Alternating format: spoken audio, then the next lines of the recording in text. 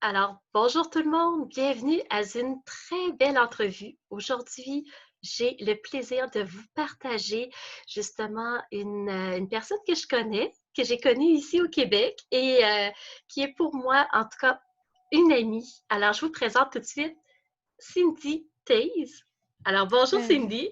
Bonjour Nancy, bonjour à tous. Aujourd'hui, on s'est donné rendez-vous parce qu'il y a quelque chose de spécial qui tourne autour de toi ces temps-ci.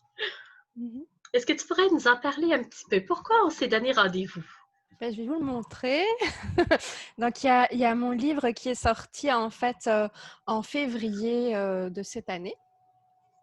Puis, il y a eu un lancement un peu au début, puis avec tout ce qui se passe, ça s'est un petit peu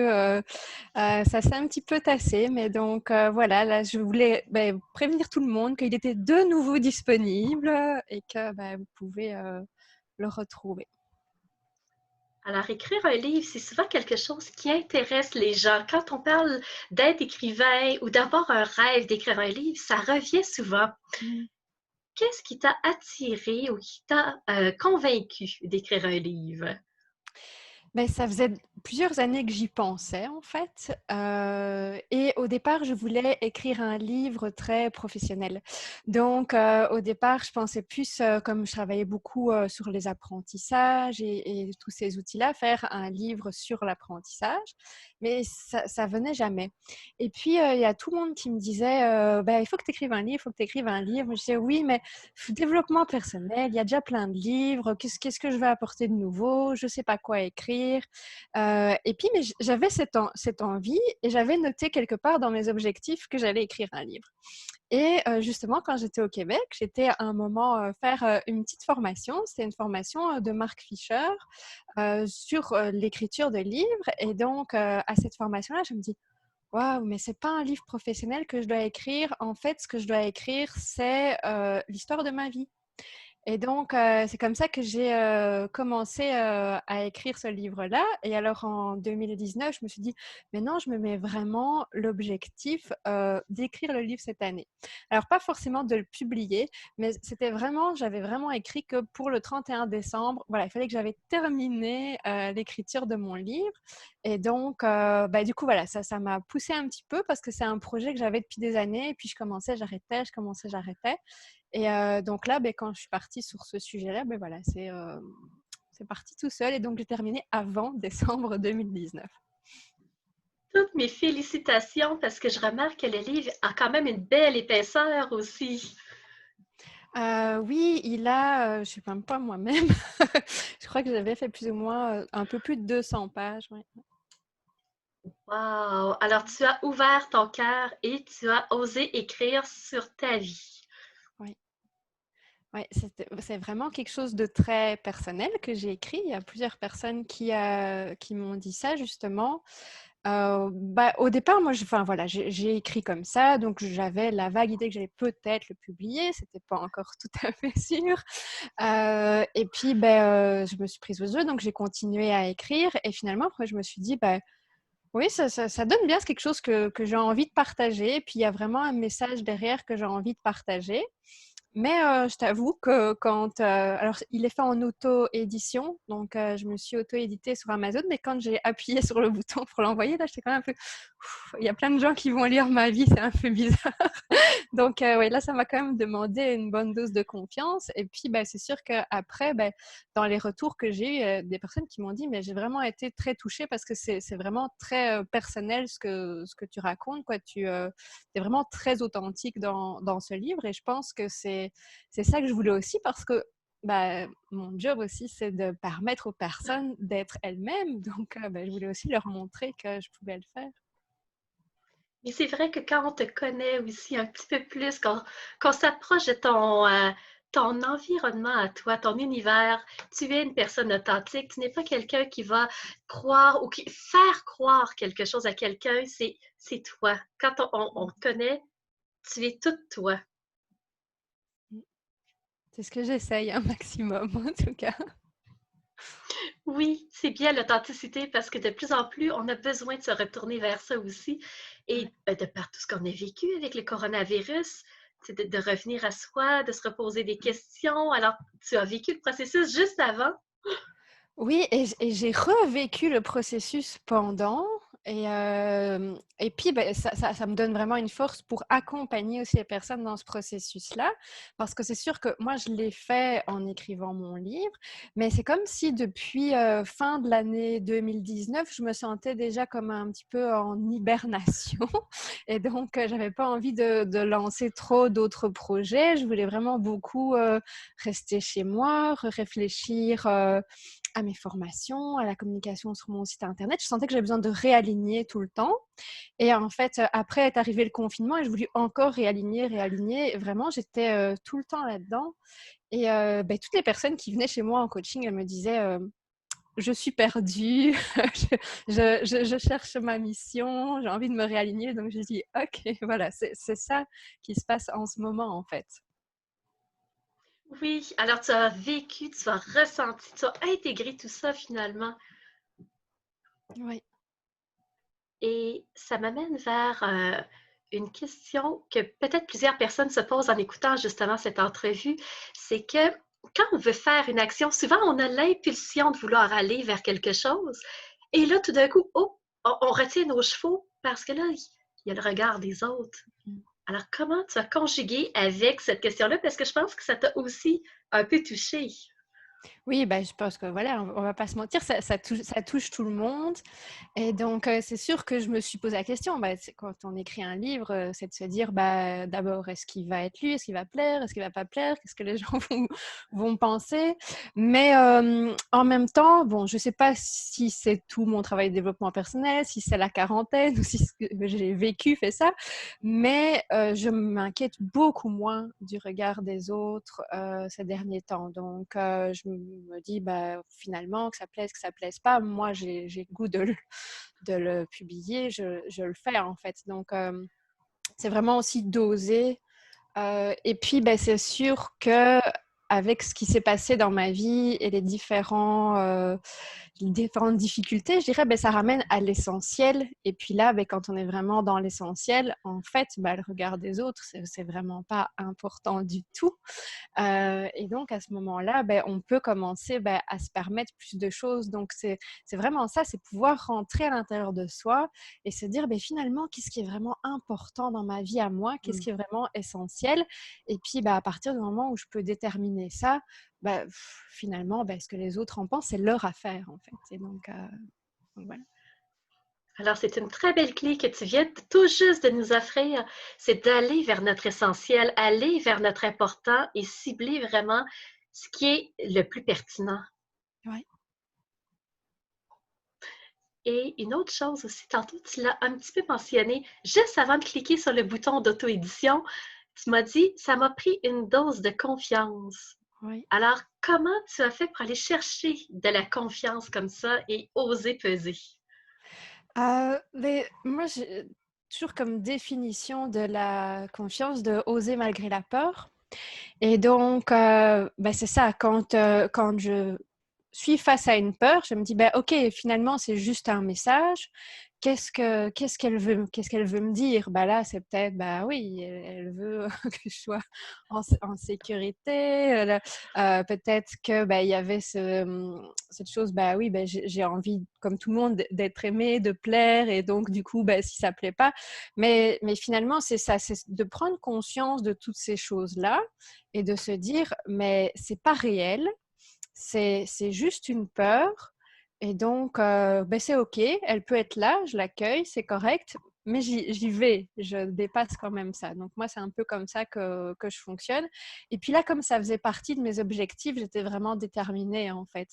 Donc, c'est ça aussi, c'est parfois, il y a des choses bah, c'est pas assez important pour qu'on sorte de notre zone de confort, mais il y a d'autres choses où on se dit, bah oui, ça c'est quand même un projet qui me tient à cœur, et donc bah, même si ça me fait un petit peu peur, bah, je vais me lancer, et puis bah, une fois qu'on se lance, finalement, on se rend compte qu'il n'y avait pas de raison d'avoir peur généralement.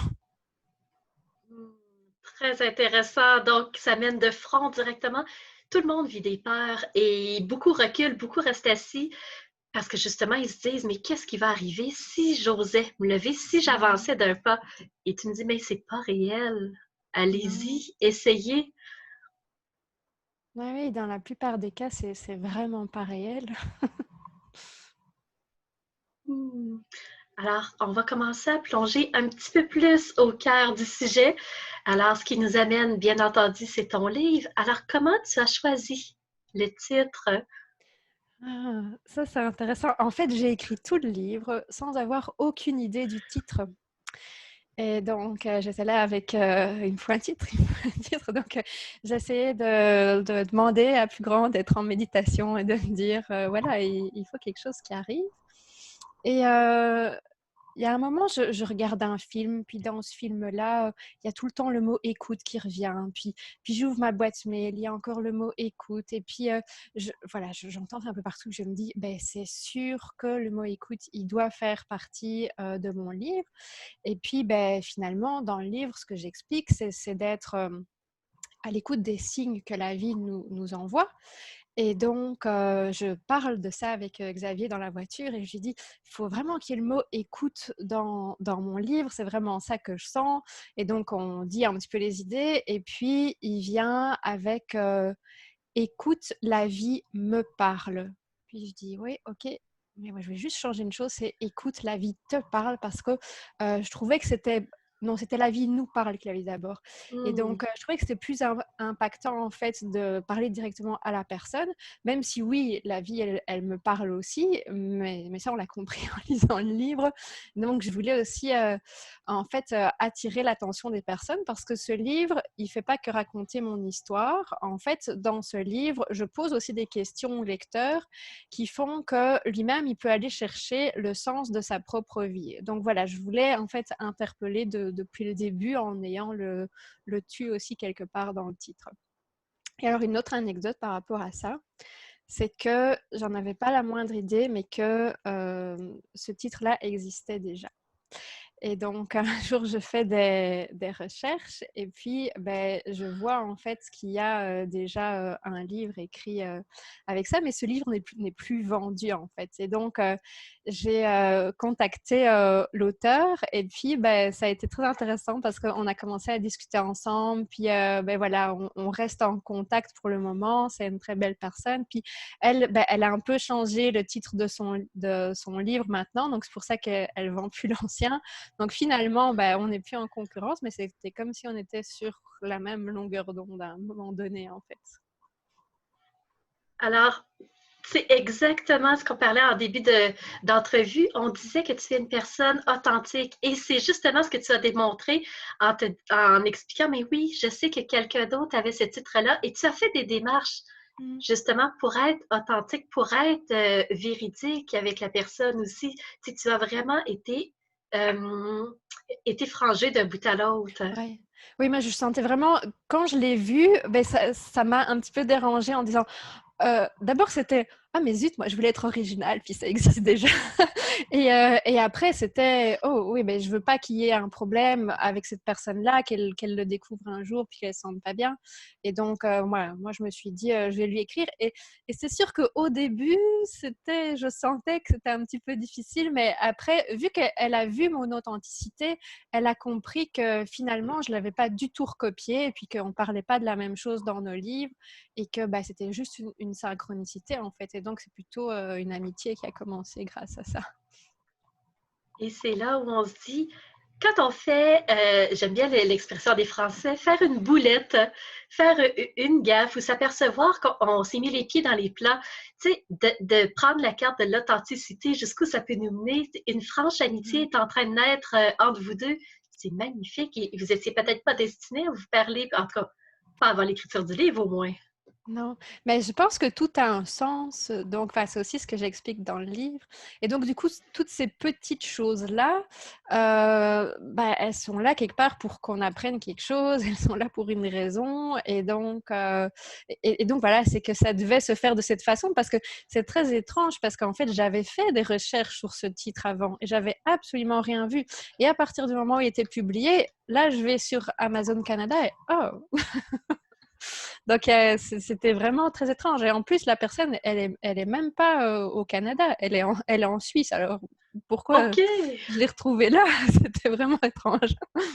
Dans un pays dans le fond, qui était outre-mer pour tous les deux. Ben, parce que présentement, tu n'es pas au Québec, mais tu l'as Oui, été. oui, tout à fait, oui. Oui, et c'est ça, c'est que le livre, ben, il raconte un peu toute ma vie, mais vraiment, il parle beaucoup de cette période de 4 ans où on a vécu au Québec, parce que pour moi, il y a beaucoup de choses d'importantes qui se sont passées à ce moment-là. Et donc, ben, d'ailleurs, la couverture du livre, même, ben, la photo, elle a été prise au Québec. C'est vrai, je l'avais vu passer sur les réseaux sociaux, ça m'avait marqué et je trouvais qu'elle avait toute sa place sur ton livre parce que on te voit en train, dans le fond, un peu comme si tu te faisais dorer au soleil, mais de recevoir aussi, peut-être s'il y avait des messages, alors d'être en contact, la vie te parle. Et à ce moment-là, peut-être qu'elle est en train de te chuchoter quelque chose. Ouais. Mais en fait, je trouvais que c'était vraiment l'image parfaite pour le livre parce que je trouvais que ça représentait qui je suis. Puis il y avait la nature qui était vraiment importante pour moi. Et puis, ben, c'était important pour moi que ce soit une photo qui vienne du Québec. Donc, c'était vraiment cette photo-là. Et puis, quand je l'ai montrée au départ, il y a des personnes qui me disaient ah, mais on la connaît déjà, tu l'as déjà utilisée. Puis je me dis oui, mais c'est pas grave. C'est vraiment ça que, que je sens pour ce livre. Oui, elle avait toute son importance, je trouve ça magnifique. Euh, je vais continuer à te poser des questions et tu nous amènes sur un chemin de sens et de signes. Alors, j'aimerais qu'on continue un petit peu dans cette direction-là. Comment on fait pour reconnaître les signes? Mm. Comment faire? D'abord, on écoute à l'intérieur de soi. Parce que c'est ça, je vois, il y a beaucoup de personnes qui sont à la recherche de signes extérieurs. Et c'est vrai que les signes, ils arrivent d'abord à l'extérieur. Mais c'est ce signe extérieur que je vois, est-ce qu'il crée chez moi une émotion? Est-ce que voilà, je sens vraiment quelque chose et là, ben, je vais pouvoir aller chercher, ben, ok, qu'est-ce que ça veut dire, quel est le lien avec d'autres choses, parce que sinon, ben, on s'arrête jamais en fait, la moindre petite chose, on va essayer de l'interpréter et là, je trouve que souvent, ben, les personnes se perdent en fait à faire ça. Mais parfois, ça peut être des choses très insignifiantes. Dans mon livre, à un moment, je parle d'une libellule qui s'est posée sur mon genou, mais c'était très important d'en parler parce que quand j'ai regardé cette libellule qui me regardait avec ses gros yeux, ben c'est comme, il y a des larmes qui sont montées, tellement il y avait une joie qui était là. Et après, j'ai eu tous des messages par rapport à mon entreprise et au marketing que je voulais changer. Et donc, ben, du coup, pour moi, ça, c'était un signe. Donc, parfois, ça peut être voilà, des petites choses qui paraissent insignifiantes comme ça, mais c'est toujours, est-ce que à l'intérieur de moi, il y a une émotion? Est-ce que je ressens quelque chose? Voilà, c'est ces signes-là auxquels il faut prêter attention et se dire ben, quel lien je peux faire peut-être avec d'autres choses de ma vie. Et c'est ça aussi un petit peu l'idée d'écrire sur sa vie, c'est que quand on commence à mettre l'une à côté de l'autre toutes les périodes de notre vie, on commence à voir en fait des liens, on commence à voir les synchronicités. Au début, j'avais écrit de façon chronologique et puis je trouve ça très ennuyant comme livre en fait. Et j'avais fait lire à une personne qui m'accompagnait dans l'écriture et il me disait faut que tu mettes du chaos dans ton écriture. Il dit parce que tu as le défaut de trop bien écrire. Et donc, je me suis dit, comment je peux mettre du chaos et en même temps aller chercher de la structure parce que moi, j'ai besoin de structure. Et là, j'ai comme relis pour aller voir toutes les synchronicités. Et donc, plutôt que de faire par ordre chronologique, bah, ça pouvait être des choses de l'enfance, de la vie adulte, de la Belgique, puis du Canada, enfin des choses, mais qui à chaque fois, on voyait le lien, en fait, on voyait le sens. Et donc, c'est ça que j'ai essayé de faire, c'est vraiment de montrer comment différents événements de notre vie que parfois on a oublié. Et puis moi, j'ai la chance qu'il y a quand même pas mal d'époques où je notais des choses et que donc, en allant rechercher dans les cahiers, je me suis dit, ah, ben à cette époque, j'ai écrit ça. Donc, par exemple, 10 ans avant d'aller au Québec, j'avais écrit que c'était un de mes objectifs, c'était d'aller au Québec, d'être coach et formatrice. Et alors, quand je regarde, 10 ans après, ben, j'y étais. Puis, ça faisait déjà plusieurs années que j'étais coach et formatrice. Je me disais, oh, j'avais complètement oublié que j'avais écrit ça un jour. Et donc, voilà, ça permet de comprendre le sens quand on va voir différents événements de notre vie et que ce sont des événements, en fait, qui nous ont touchés. Donc, quand on ressent quelque chose à l'intérieur.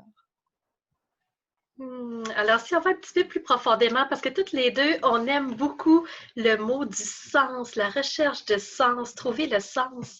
Alors, à partir du moment où on écoute un peu plus à l'intérieur et qu'on va voir aussi les différents événements qui nous font réagir, qui nous font avoir de l'émotion, est-ce que tu peux nous expliquer comment on peut essayer de trouver encore un petit peu plus de sens, comment on peut le remettre en mouvement, ce sens-là, dans notre vie? Il y a différentes façons de faire. Je dirais que ça doit être assez quelque chose qui est, assez, personnel. Moi, comme je suis coach, j'aime bien me poser des questions. Donc, quand je vois des choses comme ça ou par exemple quand j'ai fait, un rêve, plutôt que d'aller voir dans un dictionnaire de rêves qu'est-ce que ça veut dire, je prends les images que j'ai vues, peut-être des mots que j'ai entendus et je me pose des questions comme si j'étais mon propre coach et je mets souvent ces questions par écrit et donc là, ça peut faire émerger de nouvelles choses. Et donc c'est ça, moi je suis attentive aux rêves, je suis attentive, aux choses qui se passent, à l'extérieur, mais toujours comme je disais avec ce lien qui est à l'intérieur et puis quand on parle de sens, pour moi il y a 2 choses. Il y a un peu la grande question, hein, c'est quoi le sens de ma vie?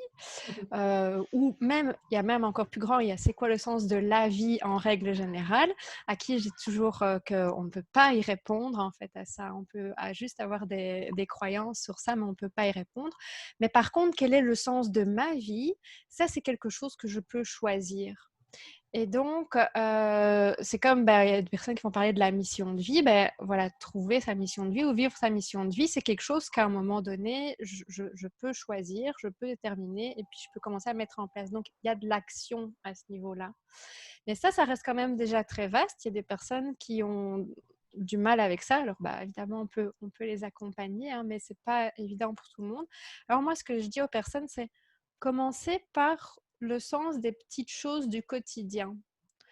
Oh tiens, si je vais, dans mon jardin puis que je fais pousser des légumes, que je travaille la terre, mais voilà, ça c'est quelque chose qui a du sens pour moi. Il y a de la valeur derrière ça, puis, ça me permet de me nourrir, avec qualité, puis ça me permet en même temps de respecter la terre, puis de favoriser la biodiversité. Donc voilà, moi je trouve du sens dans cette action-là et donc plutôt que de voir d'abord grand, c'est d'aller voir dans les petites actions de mon quotidien, qu'est-ce qui fait sens pour moi. Et toutes ces petites actions-là, ça va me permettre de comprendre finalement c'est quoi mes valeurs, à quoi j'attache vraiment beaucoup d'importance. Et peut-être que si je regarde aussi toutes ces petites actions, je vais commencer à voir, c'est quoi finalement ma mission de vie. C'est ça que je me suis amusée à faire dans le livre aussi. Je suis revenue aussi avec plusieurs petites choses. En montrant quel était le lien par rapport à ma mission. Et parfois, ça peut être un rêve que j'ai fait pendant la nuit, parfois, ça peut être une lecture de quelque chose, parfois, ça peut être un animal que je vois, mais à chaque fois, je me suis dit, ok, ça, comment est-ce que je peux le mettre en lien avec ma mission de vie? Mais c'est souvent après coup, je trouve. Donc, trouver le sens directement, c'est pas toujours évident. Et c'est pour ça que ce que je conseille aussi, c'est de prendre des notes et parfois d'aller relire. Moi, j'ai aussi les vidéos. Parfois, je vais revoir d'anciennes vidéos que j'ai faites parce que ça me permet de voir de quoi je parlais à certains moments et de dire ah oui, aujourd'hui ça fait tellement sens au moment où je le disais peut-être pas, mais mais voilà, c'est quand on voit en fait toute l'évolution. Mmh. Et à partir du moment où on a mis plus de sens, ça veut dire qu'on a trouvé notre important ou en tout cas qu'on s'approche de notre important. Oui. Et ça m'amène justement à un autre point. Quand on a quelque chose auquel on tient beaucoup, on a tendance à justement tenir et Mm. rester les mains serrées parce qu'on ne veut pas l'échapper. Et dans ton livre, tu parles de lâcher prise. Mm. Alors, comment je peux faire pour avoir un important, mais tu sais, lâcher prise aussi? Mm. Oui, c'est vraiment important parce que moi, je me suis rendu compte qu'à chaque fois dans ma vie, comme tu dis, si je veux tenir, ça marche pas. Ces objectifs-là, ils ne se réalisent pas ou il y a des obstacles, il y a des choses qui font ou peut-être ça se réalise, mais dans le stress finalement, hein, on ne se sent pas très bien à vouloir tenir. Donc, ce que j'essaye de faire, moi, c'est de dire, je me fixe des objectifs, mais après, c'est la vie qui décide en fait. Pour moi, c'est toujours la vie qui décide et chaque matin, je commence en disant justement, ben voilà, là, je suis prête à recevoir les cadeaux de la vie, puis je me dis, ben voilà, fais ce que tu veux, apporte-moi ce dont j'ai besoin, je te fais confiance. Et donc, ça aussi, ça a été un travail au fur et à mesure, puis de vraiment dire, ben voilà, finalement, on ne peut pas avoir le contrôle sur tout. On a d'ailleurs pratiquement pas de contrôle, à part sur nos pensées, nos actions, nos émotions, mais sinon, les résultats, en fait, on ne peut pas les contrôler. C'est vraiment la vie, les événements qui vont décider. Donc, c'est ça, ça enlève beaucoup de stress de pouvoir lâcher ça et d'être dans accepter ce qui est.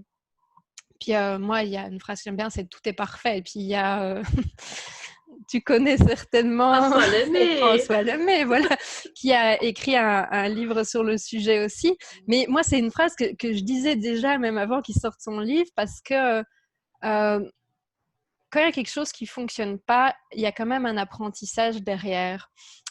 Pour moi, un principe qui est important, c'est le principe de responsabilité. Donc, quel que soit l'événement qui arrive, comment j'y réponds? Et donc ça, j'en parle aussi dans mon livre parce que je parle aussi du fait que notre petit garçon est mort quelques heures après la naissance. Et donc, c'était vraiment comment je fais pour répondre à cet événement-là? Parce que je peux être là à me dire oh, c'est injuste et à me lamenter, et, ça va aider personne finalement. Ou je peux choisir une autre réponse. Et moi, j'ai vraiment choisi d'accepter ce qui est. Et donc, je ne sais pas si on peut parler de lâcher prise, peut-être plus d'acceptation, je dirais. Et donc, c'est très bizarre, mais c'est un événement qui m'a apporté beaucoup de paix, en fait. Ça peut être très bizarre pour beaucoup de personnes. Mais de vivre ça, d'avoir quelque chose qui est aussi intense et d'être capable de dire, OK, j'accepte, je me rends compte que voilà, que je suis responsable de ma vie et que donc c'est à moi de voir qu'est-ce que je veux pour la suite. Ça m'a apporté vraiment beaucoup, beaucoup de paix à ce moment-là. Mais je trouve que tu l'as très bien expliqué parce que le lâcher prise, de ce que moi j'en comprends de la vie pour l'instant, c'est que il faut commencer par accepter ce qu'on est en train de vivre, l'acceptation de ce qui est, comme tu dis. Et à partir du moment où j'ouvre les valves et je me dis c'est exactement ce qui est en train de se passer, je voudrais vivre autre chose, mais c'est pas ça la réalité des choses. Et de dire je peux pas rien faire pour modifier ça, je vis maintenant avec ça. Donc, je pense Oui. que le lâcher prise et l'acceptation sont très proches un de l'autre.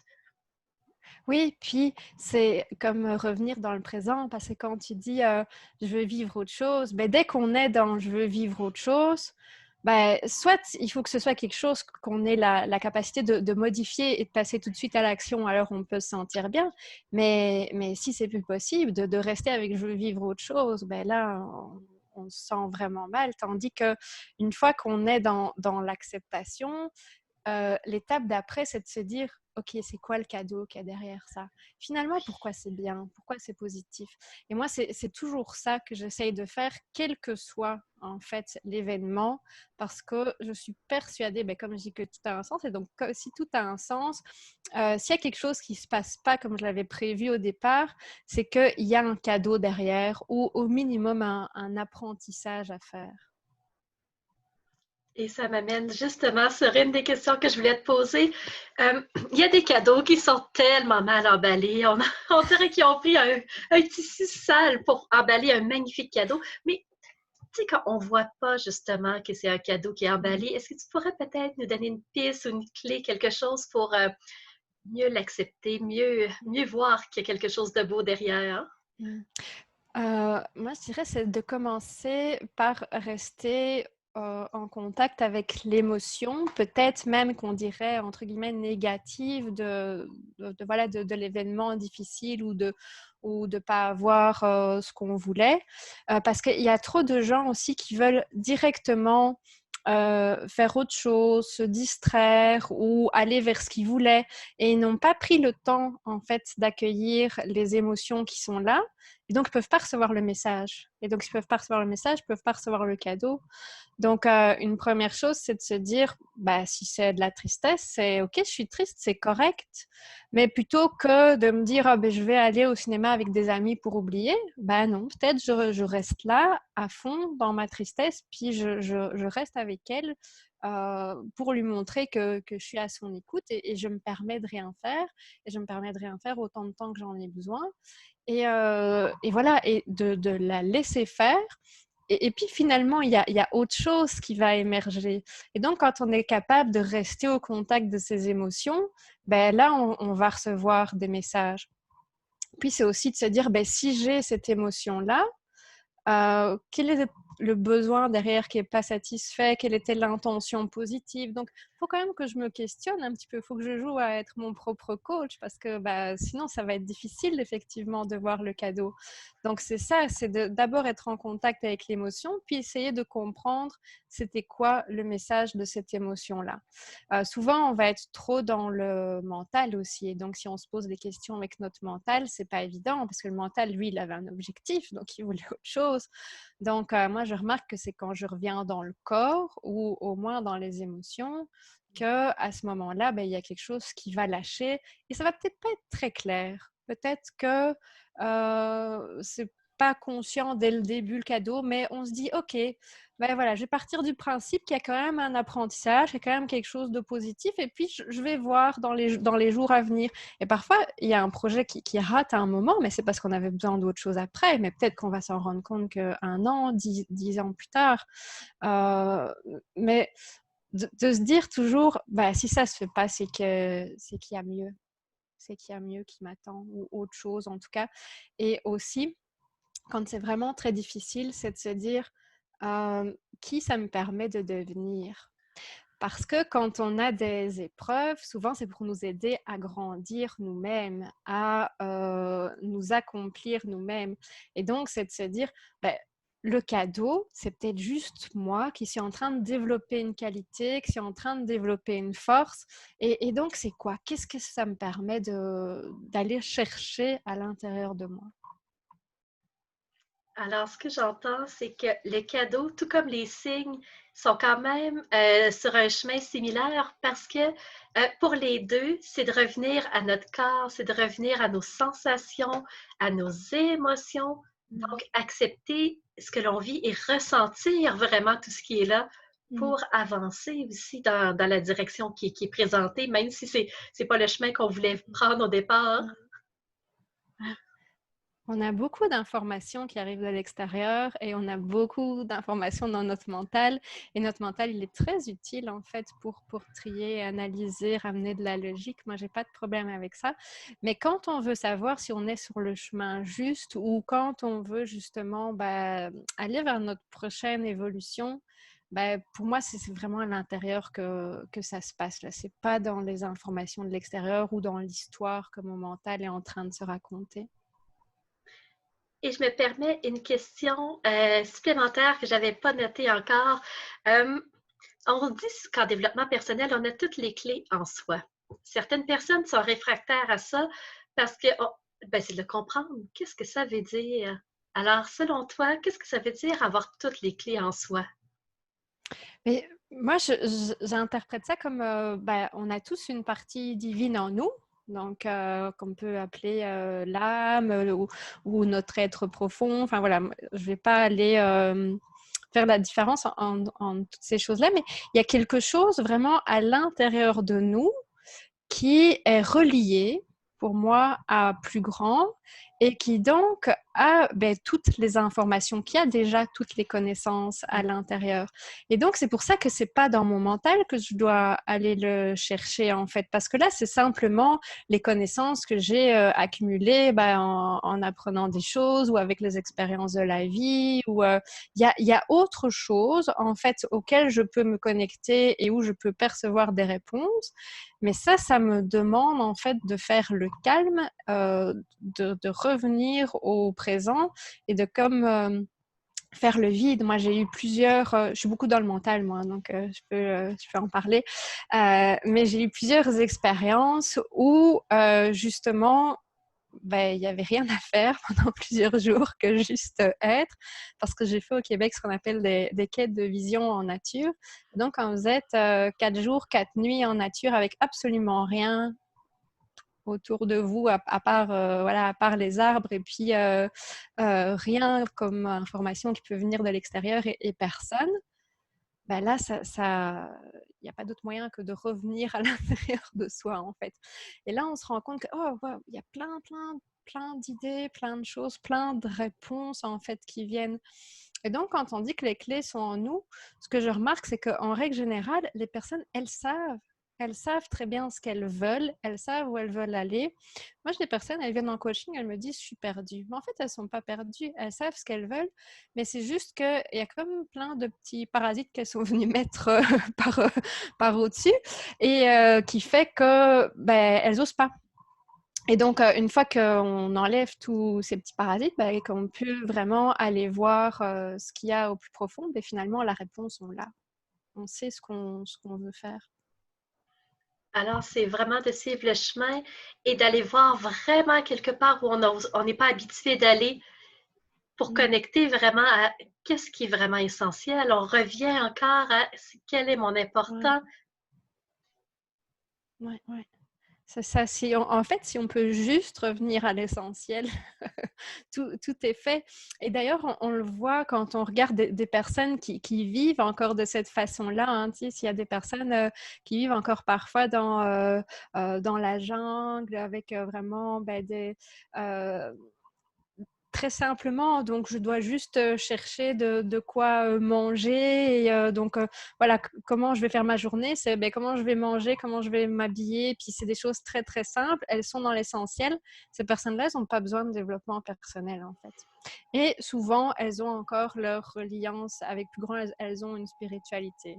Puis nous, on a tellement besoin de faire de la méditation, de faire du développement personnel, de faire des choses pour revenir à l'intérieur, parce qu'on est tout à fait déconnecté de notre essentiel. Et donc, ça a été intéressant, par exemple, le confinement, c'est qu'il y a beaucoup de personnes, comme elles ont dû arrêter de travailler ou elles n'ont pas pu sortir de chez elles, ben, en fait, elles ont remarqué qu'est-ce qui était essentiel pour elles. Elles sont revenues à ça. Et donc, je pense que c'est ça, c'est parfois s'autoriser juste à faire des pauses et à se dire, ben, finalement, tout ce que je croyais avoir besoin dans ma vie, ben, j'en ai pas tant besoin que ça. Exactement.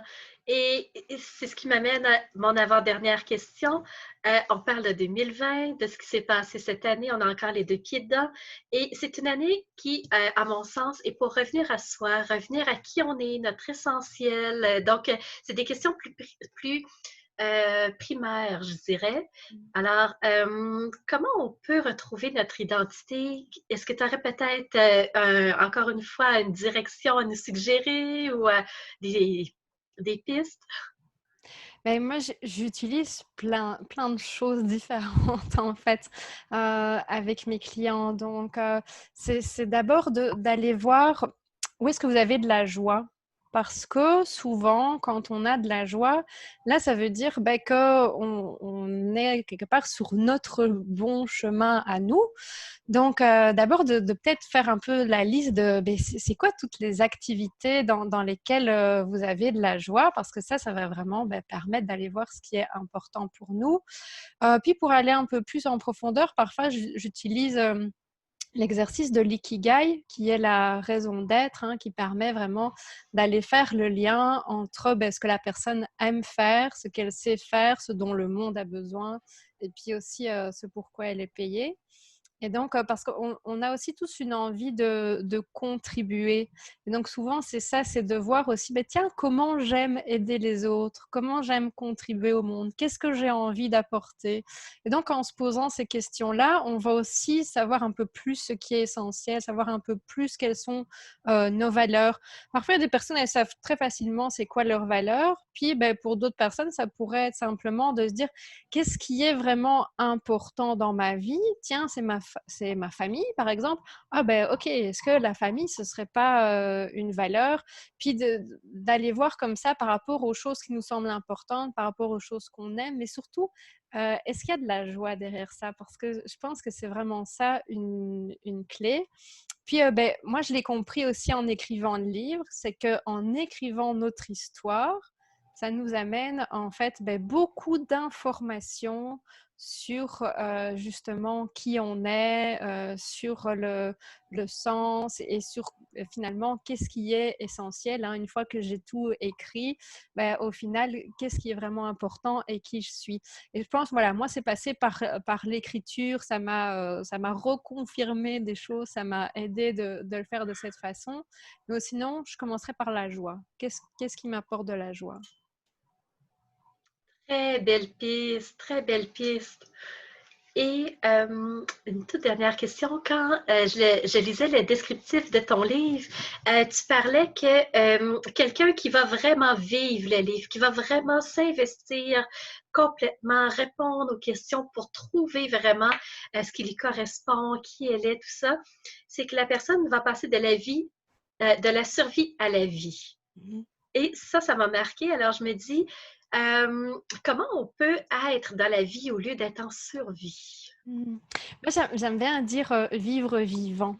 Parce que, en fait, ce que je remarque, c'est qu'il y a beaucoup de personnes, elles sont là sur notre terre, mais j'ai pas l'impression qu'elles sont vivantes, en fait. Donc, c'est pour ça que là, je parle de survie, parce que c'est comme si euh, par moment, puis je pense que moi j'ai vécu ça aussi, c'est que on est comme des petits robots comme ça, et en fait on fait les choses parce qu'elles doivent être faites. Hein. C'est les fameux je dois, il faut, parce que la société dit que c'est bien comme ça, et donc on va peut-être avoir un travail parce que c'est bien, il faut avoir de l'argent, puis donc, toutes ces choses-là, mais là, finalement, on ne la ressent pas, cette joie. Donc, pour moi, quelque part, à ce moment-là, on n'est pas dans la vie, on est dans de la survie.